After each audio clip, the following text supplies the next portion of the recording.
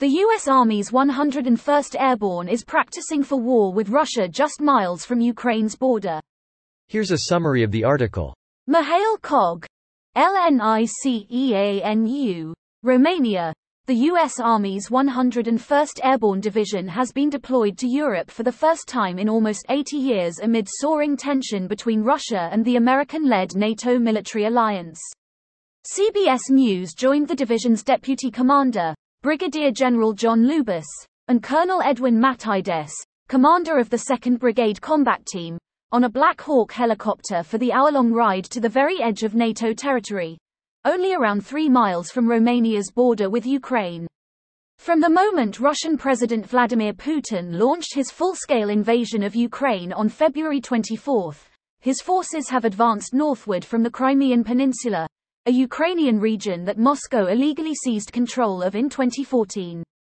The war games so close to that border are a clear message to Russia and to America's NATO allies that the U.S. Army is here. In all, about 4,700 soldiers from the 101st Airborne's home base in Fort Campbell, Kentucky, have been deployed to reinforce NATO's eastern flank. Matides told CBS News that he and his troops were the closest American forces to the fighting in Ukraine.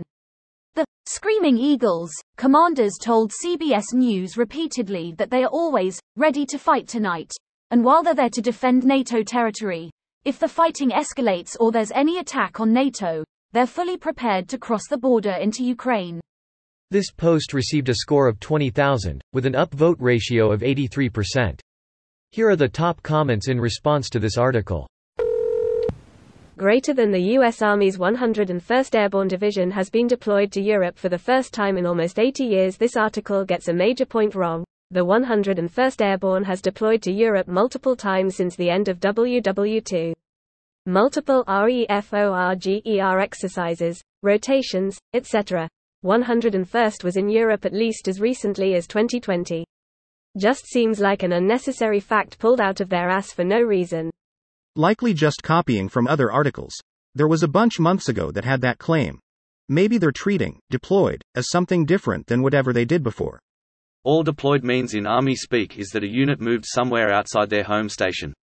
You can be deployed to Louisiana. Then something weird is going on with what people are claiming.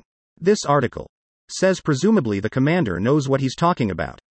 He's just flat out wrong. Elements of the 101 went to Europe multiple times. I served with dudes who went and got to my unit since 2016. I was in the 101st. We deployed all the time. It's literally just means that a unit moved somewhere under official orders. There's no secret war language with different verbiage or whatever. I don't remember all of the terminology, but is the entire, or practically entire, 101st Division in Europe? That could be what he means. Absolutely not. The entire division isn't over there. It's just the HQ and one of the brigades.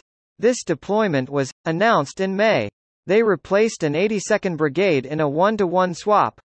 This article is clickbaity. We're always practicing for war with Russia. Talking about practice? Not a war, but practice. I know I'm supposed to be there. I know I'm supposed to lead by example. I know that. But, man, we talking about practice. Not a war. Not a war. Practice. Not the war that I go out and die for, and fight every war like it's my last. We practice for everything. This isn't unexpected. Something the Russian military hasn't done apparently. I mean, their war plans are really simple. Collect meat, throw into grinder, wait for winter when meat freezes and becomes impenetrable brick, wait until opponent gets sick of winter.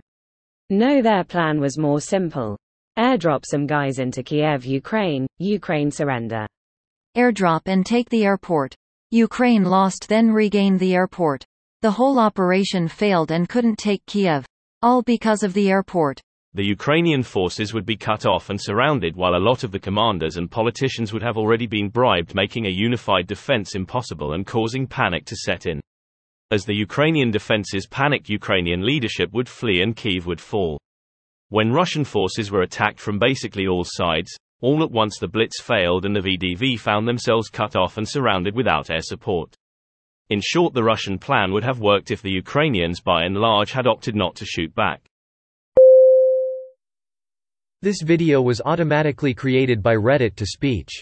The article and comments in this video were selected from Reddit according to their upvotes, and any paraphrasing was performed by smmry.com, without any human intervention.